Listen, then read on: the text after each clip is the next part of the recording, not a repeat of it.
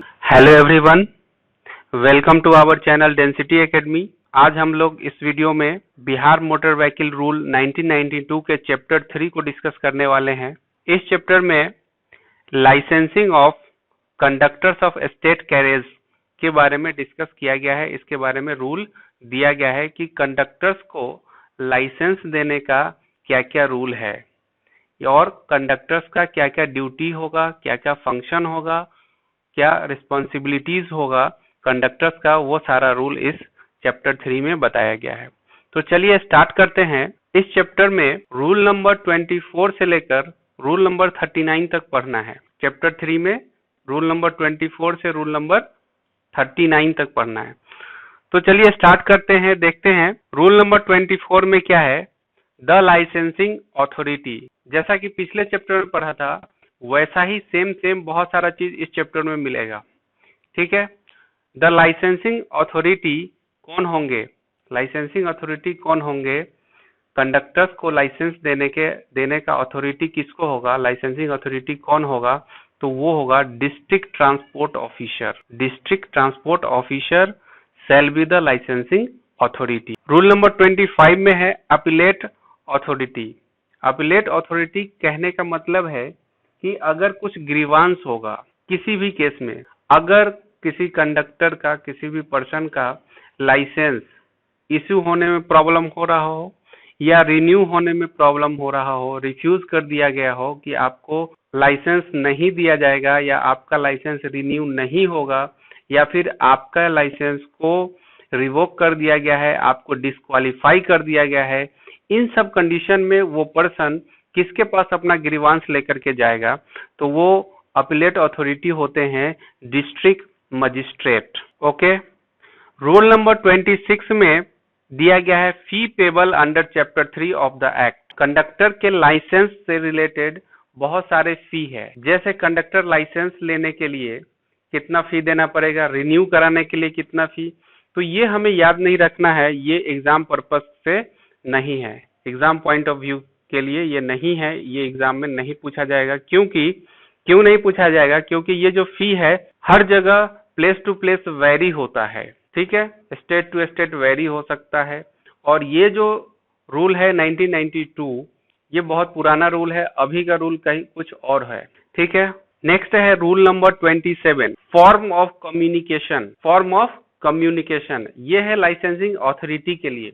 अगर कोई पर्सन अपना कंडक्टर लाइसेंस रिन्यू करवाता है या फिर उसका लाइसेंस रिवोक हो जाता है या उस पर्सन को डिस्क्वालीफाई कर दिया जाता है किसी भी कॉज से, किसी भी रीजन से, या उस कंडक्टर लाइसेंस को उसके अंदर फोटो रिप्लेस करवाना है या फिर एड्रेस चेंज करना है, उस कंडीशन में, इस सारे कंडीशन में जो भी यहाँ लिस्ट में दिया गया है, renewal, revocation, disqualification of a holder, replacement of photograph and the change of address, इस केस में क्या होगा कि अगर किसी पर्सन ने लाइसेंस लिया हुआ है कंडक्टर का, अगर वो किसी दूसरे अथॉरिटी के पास, जिस अथॉरिटी से उसने कंडक्टर्स का लाइसेंस इशू किया गया है, उससे लिया है, अगर वो वहां नहीं किसी दूसरे लाइसेंसिंग अथॉरिटी के पास ये सारा काम करवाता है,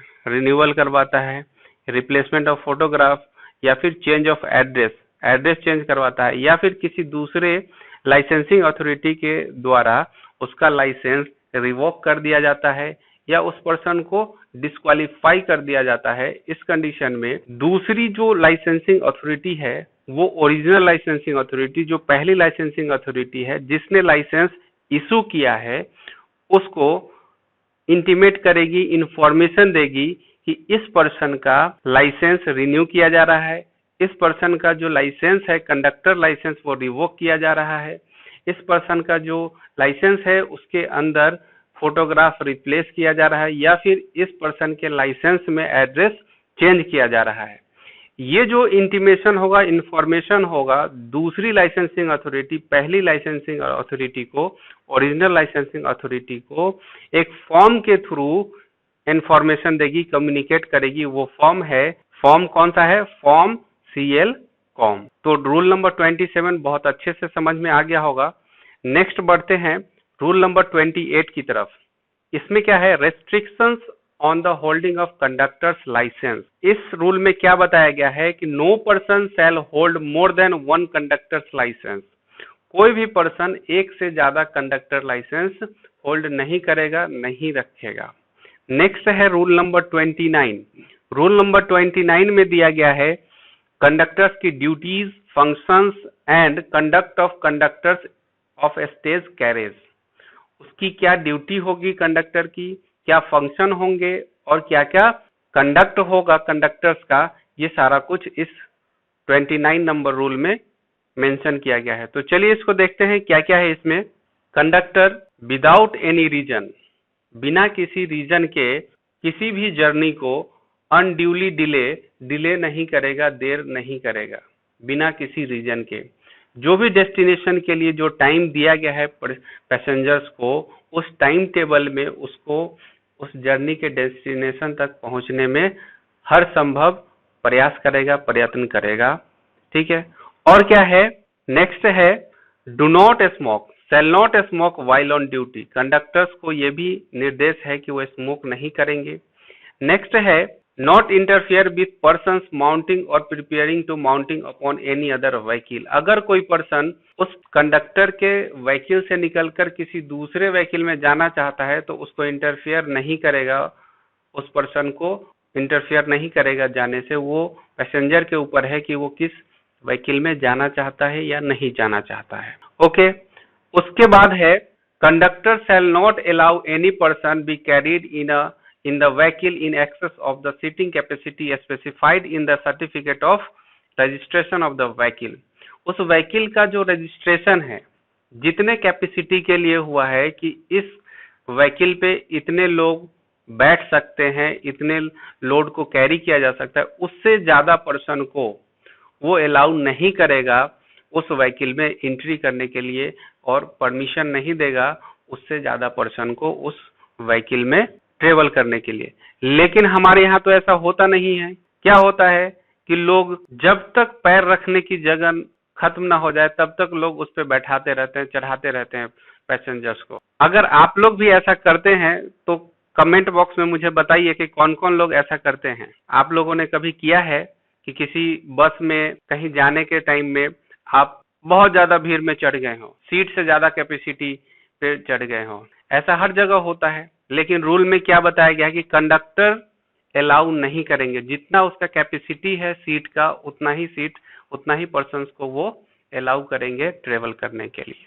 ठीक है, उसके बाद क्या बताया गया है कि विदाउट एनी सफिशिएंट रीजन, बिना किसी सफिशिएंट रीजन के, अगर कोई सही रीजन नहीं है, बिना किसी सही रीजन के किसी भी पर्सन को रास्ते में नहीं उतारे। सीधा सीधा ये मतलब है इसका कि किसी भी पर्सन को, अगर वो पर्सन लीगली फेयर पूरा देता है, फेयर पूरा दिया, जो भी फेयर है वो दिया, तो उसको ले जाने से वो मना नहीं करेगा बिना किसी रीजन के। ओके, इसके बाद बताया गया है, नेक्स्ट है कि कुछ कंडीशन में इस क्लॉज में जो भी दिया गया है, अभी हमने जो भी पढ़ा, वो सारे रूल अप्लाई नहीं होंगे अगर स्टेट गवर्नमेंट, अगर कोई स्टेट गवर्नमेंट का सर्वेंट है, स्टेट गवर्नमेंट सर्विस मैन है, अगर उसके ऊपर क्या होगा, ये सारे क्लॉज अप्लाई नहीं होंगे। नेक्स्ट क्या दिया हुआ है, कोई भी कंडक्टर किसी भी सामान को, किसी भी चीज को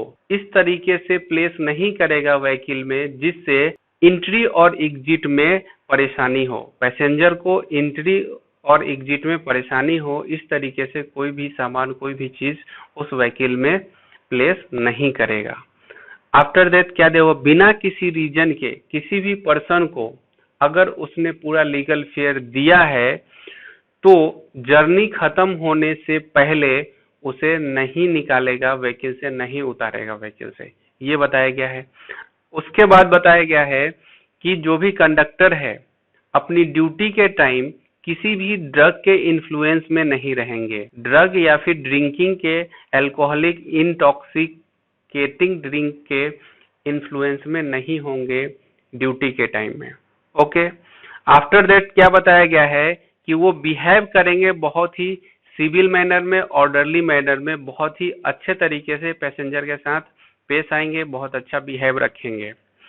उसके बाद बताया गया है कि जो भी सामान है, जो भी लगेज है, जो भी गुड्स है पैसेंजर का, उसको स्पॉइल होने से, लॉस्ट होने से, खराब होने से या फिर उसको टूटने फूटने से, खोने से बचाने के लिए जो भी जरूरत का सावधानी है वो सारे सावधानी कंडक्टर्स लेंगे। और कंडक्टर्स जो होंगे वो क्लीनली ड्रेस्ड होंगे, जैसा कि स्टेट गवर्नमेंट द्वारा स्पेसिफाइड किया गया होगा। जिस कलर का ड्रेस, उसे वैसा ड्रेस वो पहनेंगे और क्लीन ड्रेस पहनेंगे। आफ्टर दैट क्या बताया गया है कि जो भी कंडक्टर्स होंगे वो पैसेंजर के कंपार्टमेंट को, जहां पे भी पैसेंजर बैठेंगे वहां पे क्या होगा, क्लीन और सैनिटरी कंडीशन में उसको रखेंगे जब उसका यूज होगा।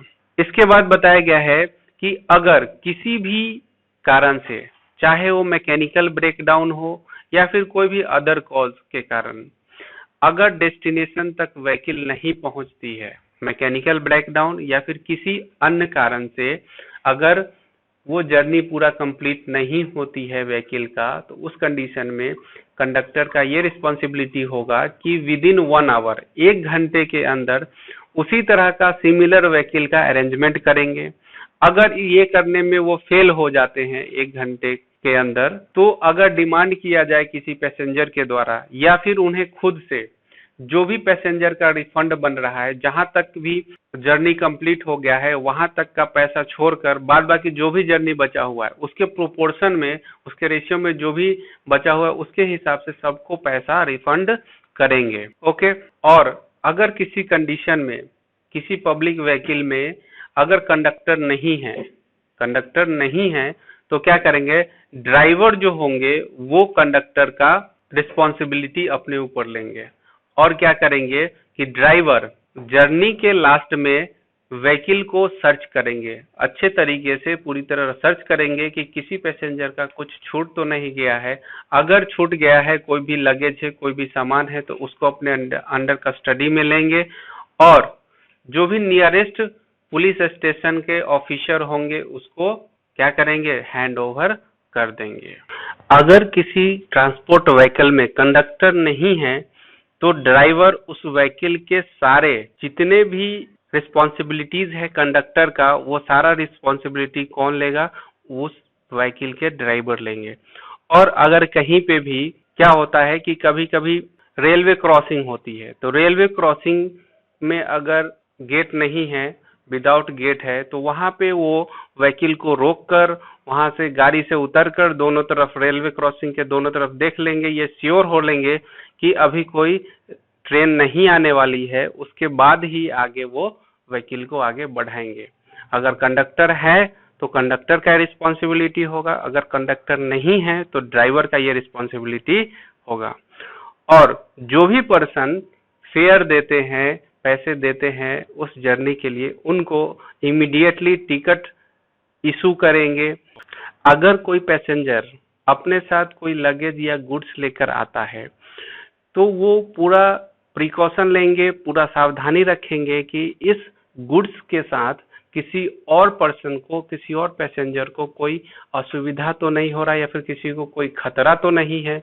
ये सारा रिस्पॉन्सिबिलिटी कंडक्टर और ड्राइवर का होगा।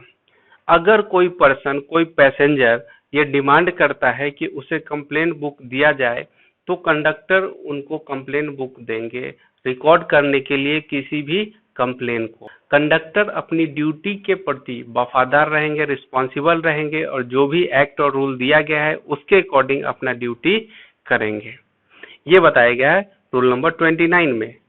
अब बढ़ते हैं रूल नंबर 30 की तरफ। रूल नंबर 30 में क्या दिया गया है, grant of conductor's licence. Conductor का लाइसेंस कैसे ग्रांट किया जाता है इसके बारे में बताया गया है। तो क्या है क्लॉज नंबर 1 में, no person shall be granted a conductor's licence unless he satisfies the licensing authority.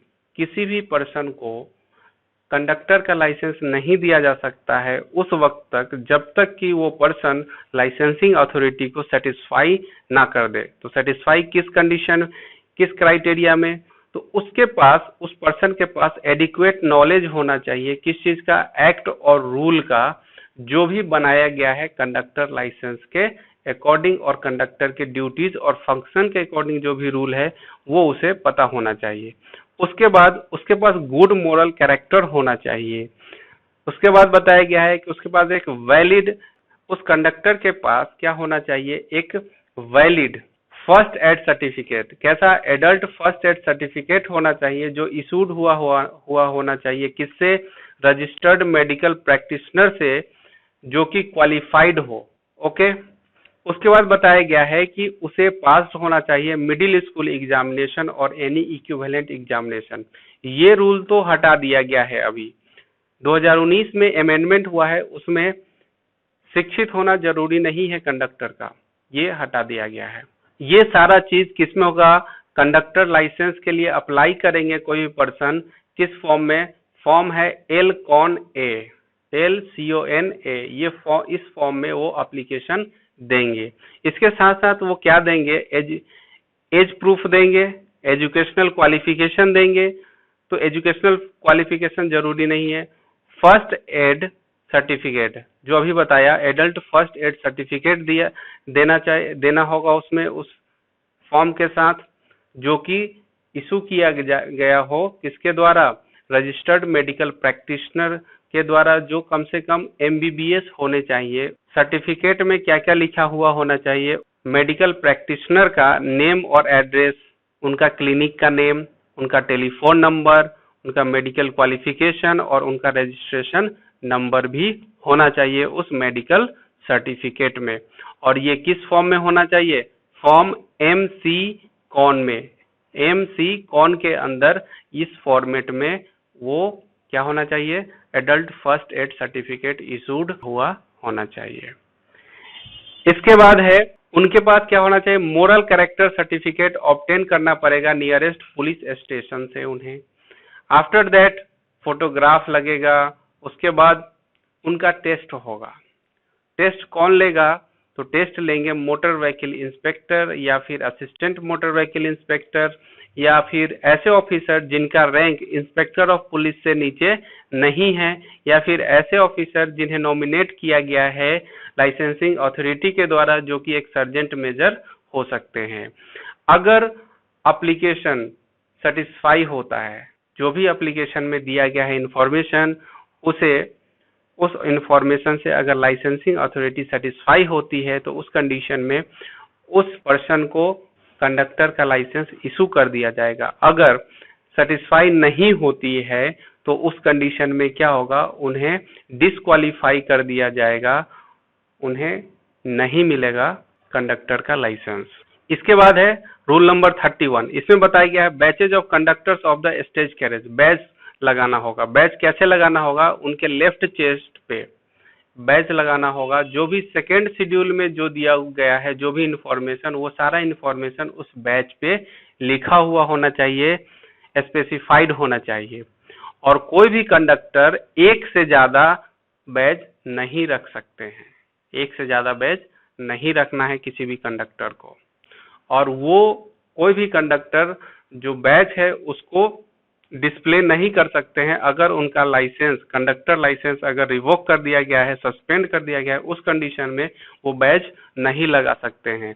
अगर किसी कंडक्टर का लाइसेंस सस्पेंड हो गया है किसी टाइम में, या फिर किसी कॉम्पिटेंट अथॉरिटी ने उसे कैंसिल कर दिया है, तो उस कंडीशन में क्या है, वो जो बैच है उनको 7 दिनों के अंदर क्या करना होगा, सरेंडर करना होगा अथॉरिटी को, जिस अथॉरिटी ने उस लाइसेंस को क्या किया है, इशू किया है। इसके बाद है रूल नंबर 32। इसमें बताया गया है करेंस ऑफ कंडक्टर लाइसेंस। ये क्या है कि अगर कोई पर्सन लाइसेंस ओरिजिनली या फिर रिन्यू करने के लिए अप्लाई करता है तो उसे क्या करना होगा, उसका जो एज है, अभी मान लिया कि अभी उसका एज 20 ईयर्स है, तो उस लाइसेंस का जो रिन्यूअल का टाइम, लाइसेंस का जो एक्सपायरी डेट होगा वो होगा 40 ईयर्स तक, जब तक कि उसका एज 40 ईयर्स ना हो जाए। जैसे अगर किसी पर्सन का एज 25 ईयर्स है तो उसको जो भी लाइसेंस मिलेगा उसका वैलिडिटी होगा एक्सपायरी का 15 ईयर्स होगा, क्योंकि 15 साल के बाद उसका 40 ईयर्स हो जाएगा। और उस 40 इयर्स जब वो कंप्लीट कर लेगा, उसके बाद जब वो रिन्यू के लिए देगा, तो क्या होगा कि उसे सिर्फ 5 साल के लिए ही इशू किया जाएगा रिन्यूअल लाइसेंस। और अगर कोई पर्सन ऐसा है जिसका एज 40 इयर्स कंप्लीट हो चुका है, अगर वो पर्सन कंडक्टर लाइसेंस के लिए अप्लाई करते हैं तो उनको सिर्फ 5 साल के लिए ही दिया जाएगा। उसके बाद हर 5 साल के बाद उन्हें क्या करना होगा, लाइसेंस रिन्यू कराना पड़ेगा। उसके बाद बताया गया रूल नंबर 33 में रिन्यूअल ऑफ कंडक्टर्स लाइसेंस। इसके लिए एक फॉर्म भरना होगा LCONR। यहाँ पे R का मतलब है रिन्यूअल, L का मतलब है लाइसेंस, लाइसेंस, CON का मतलब है conductor, licence of conductor renewal. इसी शॉर्ट फॉर्म से हम लोग समझ सकते हैं कि ये किस चीज का फॉर्म है। LCONR, R का मतलब है रिन्यूअल, CON का मतलब कंडक्टर, L का मतलब है लाइसेंस। तो इसमें क्या बताएगा, इस फॉर्म को फिलअप करके कोई भी कंडक्टर लाइसेंस रिन्यू करवा सकता है। रिन्यू करवाने के लिए क्या है रूल, वो बताया गया है इसमें कि अगर किसी कंडक्टर का लाइसेंस एक्सपायर हो गया है तो उस डेट से ही आगे, उस डेट से अगले 30 दिनों के अंदर उसे रिन्यू का प्रोसेस शुरू कर देना होगा। अगर कोई पर्सन इसमें फेल हो जाता है, अगर किसी पर्सन का कंडक्टर लाइसेंस एक्सपायर हो गया है और उसका अगला 30 दिन भी फेल हो गया है, उसके बाद अगर वो अप्लाई करता है लाइसेंस के लिए, फिर भी उसका जो लाइसेंस है वो रिन्यूअल के डेट से ही रिन्यू होगा। और उसके साथ साथ अगर उसका एज, उस पर्सन का एज 40 इयर्स हो गया है, कंप्लीट हो गया है, तो उस टाइम पे उसे एक मेडिकल सर्टिफिकेट भी देना पड़ेगा इस फॉर्म में, MCCON, medical certificate of conductor. इस फॉर्म में उसे मेडिकल सर्टिफिकेट बनवा करके वहां पे देना पड़ेगा लाइसेंसिंग अथॉरिटी को। और एक एडल्ट फर्स्ट एड सर्टिफिकेट भी देना पड़ेगा जो कि इशू किया होना चाहिए मेडिकल प्रैक्टिशनर के द्वारा, और उसमें ये लिखा हुआ होना चाहिए कि उसे फर्स्ट एड बॉक्स यूज करना आता है या नहीं। अगर लाइसेंसिंग अथॉरिटी जो रिन्यू कर रही है कंडक्टर के लाइसेंस को वो ओरिजिनल अथॉरिटी नहीं है, तो वो ओरिजिनल अथॉरिटी को इंटीमेट करेगी, इंफॉर्मेशन देगी कि इस पर्सन का लाइसेंस रिन्यू किया जा रहा है। और हर एक एप्लीकेशन के साथ उस पर्सन को क्या होगा, एक कुछ फी भी देना पड़ेगा, जो फी स्पेसिफाइड किया गया है सेक्शन 30 के सब सेक्शन 5 में। ये सेक्शन 30 किसका है, उस एक्ट का है। कौन सा एक्ट का है, मोटर व्हीकल एक्ट 1988 का सेक्शन 30 का सब सेक्शन 5 में फी के बारे में मेंशन किया हुआ है। अब rule number 34, replacement of the photograph. ये सेम टू सेम वैसा ही है जैसा कि हम लोगों ने पिछले वीडियो में पढ़ा था ड्राइवर के लाइसेंस में replacement of photograph, same to same यही है। तो इसको मैं पढ़ाने नहीं जा रहा हूँ, इसको मैं डिस्कस नहीं करूँ। रूल नंबर 35 ये है issue of duplicate conductor licence. ये भी सेम टू सेम वैसा ही है। अगर किसी कंडक्टर का लाइसेंस डिस्ट्रॉय हो गया है, लॉस्ट हो गया, खो गया है, या फिर डिफेक्ट हो गया है, टॉर्न हो गया है, उस कंडीशन में वो ओरिजिनल लाइसेंसिंग अथॉरिटी को अप्लाई कर सकता है डुप्लीकेट लाइसेंस के लिए। कौन सा फॉर्म भरना पड़ेगा, फॉर्म CLD फॉर्म भरना पड़ेगा, फिल करना पड़ेगा। उसके साथ कुछ फी भी उसे देना पड़ेगा डुप्लीकेट लाइसेंस के लिए, और उसके साथ उसे कुछ फोटोज भी देने पड़ेंगे। और जो भी डुप्लीकेट लाइसेंस इशू किया जाएगा उस लाइसेंस पे डुप्लीकेट लिखा हुआ होना चाहिए। किसमें, रेड इंक में डुप्लीकेट लिखा हुआ होना चाहिए, रेड इंक में। अगर डुप्लीकेट लाइसेंस इशू करने वाली जो भी लाइसेंसिंग अथॉरिटी है ओरिजिनल लाइसेंसिंग अथॉरिटी नहीं है, तो वो ओरिजिनल लाइसेंसिंग अथॉरिटी को क्या करेगी, इंफॉर्मेशन देगी कि इस पर्सन को डुप्लीकेट लाइसेंस प्रोवाइड किया जा रहा है। उसके बाद अगर डुप्लीकेट लाइसेंस इशू होने के बाद अगर वो जो भी ओरिजिनल लाइसेंस है वो मिल जाता है उस पर्सन को ओरिजिनल लाइसेंस अगर मिल जाता है, उस कंडीशन में वो जो भी पर्सन है जिसको डुप्लीकेट लाइसेंस लिया है उसे इमीडिएटली डुप्लीकेट लाइसेंस को लाइसेंसिंग अथॉरिटी को वापस कर देना है, रिटर्न कर देना है। किसी भी टाइम पे अगर मोटर व्हीकल इंस्पेक्टर को या फिर लाइसेंसिंग अथॉरिटी को ये लगता है कि उस कंडक्टर का लाइसेंस टॉर्न हो गया है, डिफेक्ट हो गया है, और किसी भी कंडीशन में इनविजिबल हो रहा है उसका फोटो, या किसी भी तरह से वो खराब हो गया है, तो वो अथॉरिटी उसे राइटिंग में देगी, ऑर्डर देगी राइटिंग में कि जाकर नया डुप्लीकेट लाइसेंस इशू करवाओ। नेक्स्ट है change of address. Change of address में भी सेम टू सेम वही है जो पिछले चैप्टर में हमने पढ़ा था, चैप्टर 2 में लाइसेंस ऑफ ड्राइवर्स में, कि अगर कोई पर्सन, कोई कंडक्टर किसी दूसरे अथॉरिटी, किसी दूसरे जुरिस्डिक्शन में चला जाता है काम करने के लिए, किसी दूसरे एरिया में जाता है, वहां पे उसे क्या करना होगा, 30 दिनों के अंदर लाइसेंसिंग अथॉरिटी को इन्फॉर्मेशन देना पड़ेगा उसके नए एड्रेस के बारे में। और जो भी लाइसेंसिंग अथॉरिटी उसे इशू कर रही है लाइसेंस, वो उसके ओरिजिनल लाइसेंसिंग अथॉरिटी को क्या करेगी, इन्फॉर्म करेगी पर्सन के लाइसेंस में एड्रेस चेंज किया जा रहा है। उसके बाद है रूल नंबर 37। रूल नंबर 37 में क्या है, manner of appeals. Manner of appeals में क्या है कि अगर कोई पर्सन ग्रीवांस देता है अपीलेट अथॉरिटी को, तो वो अपीलेट अथॉरिटी क्या करेगी, उसे एक रिटर्न में एक डॉक्यूमेंट देगी उस कॉपी का जिसमें भी उसने। उसके बाद है रूल नंबर 38। इसमें क्या है, exemption from the provisions of sub section 1 of section 29। अगर कभी ऐसा कंडीशन आता है कि कोई भी परमिट होल्डर अपने व्हीकल में कंडक्टर नहीं रख पाता है किसी भी कॉज से, अगर वहां पे कंडक्टर ड्यूटी पे नहीं है किसी भी कारण से, उस कंडीशन में जो ड्राइवर होंगे वो कंडक्टर का रोल प्ले कर सकते हैं, या फिर ऐसे पर्सन को वो रख सकता है जिसके पास कंडक्टर लाइसेंस नहीं है, उसको भी वो कंडक्टर की तरह कंडक्टर का रोल, कंडक्टर का पोस्ट दे सकती है, लेकिन उसका एक पीरियड है, वो 1 महीने से ज्यादा के लिए नहीं हो सकता है। वो 1 महीने से ज्यादा तक बिना कंडक्टर लाइसेंस होल्ड किए हुए ड्यूटी नहीं कर सकता है।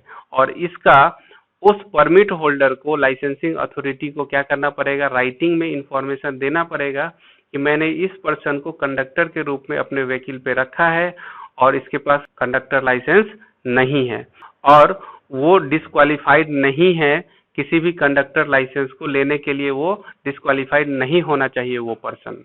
इसके बाद दिया गया है rule number 39, effectiveness of a conductor licence issued in another state. अगर कोई पर्सन जो किसी दूसरे स्टेट से आता है, तो इस स्टेट में, अनदर स्टेट का जो भी स्टेट कैरेज का कंडक्टर है इस स्टेट में आता है, मतलब बिहार के स्टेट में आता है, तो यहाँ पे वो क्या कर सकता है, कंडक्टर लाइसेंस, अगर उसके पास वैलिड कंडक्टर लाइसेंस है तो यहाँ पे वो ड्यूटी कर सकता है। उसके लिए क्या है कि उसके पास जो भी परमिट होल्डर है उस व्हीकल के लिए वो क्या होना चाहिए, काउंटर सिग्नेचर के थ्रू परमिट होना चाहिए उस स्टेट कैरेज के लिए, स्टेट एग्रीमेंट में होना चाहिए, तो वो पर्सन क्या कर सकता है, ड्यूटी कर सकता है एज ए कंडक्टर। अगर कोई ऐसा पर्सन है जिसके पास वैलिड कंडक्टर लाइसेंस है और वो किसी दूसरे स्टेट का है और वो इस स्टेट में आता है अपने स्टेट कैरेज के साथ, तो वो कंडक्टर्स का ड्यूटी रोल प्ले कर सकता है अगर उसके पास क्या है, उस स्टेज कैरेज के साथ एग्रीमेंट है, रेसिप्रोकल एग्रीमेंट है काउंटर सिग्नेचर के साथ, उसे अगर परमिट मिला हुआ है उस स्टेज कैरेज को कि एक स्टेट से दूसरे स्टेट जा सकता है, तो उस कंडीशन में उसका जो कंडक्टर है उसके पास अगर वैलिड लाइसेंस है तो वो इस स्टेट में आकर के क्या कर सकता है, कंडक्टर का वो ड्यूटी रोल प्ले कर सकता है। ओके, इस वीडियो में इतना ही है, रूल नंबर 39 तक। अगले वीडियो में हम लोग चैप्टर 4 को डिस्कस करेंगे जिसमें है रजिस्ट्रेशन ऑफ मोटर व्हीकल के बारे में बताया गया है। रजिस्ट्रेशन ऑफ मोटर व्हीकल से रिलेटेड रूल को बताया गया है। अगर आपको ये वीडियो इंफॉर्मेटिव लगता है कि हाँ मेहनत किया हुआ है वीडियो पे, अगर आपको लगता है तो इस वीडियो को लाइक कीजिए और हमारे चैनल को सब्सक्राइब कीजिए। Thank you for watching this video.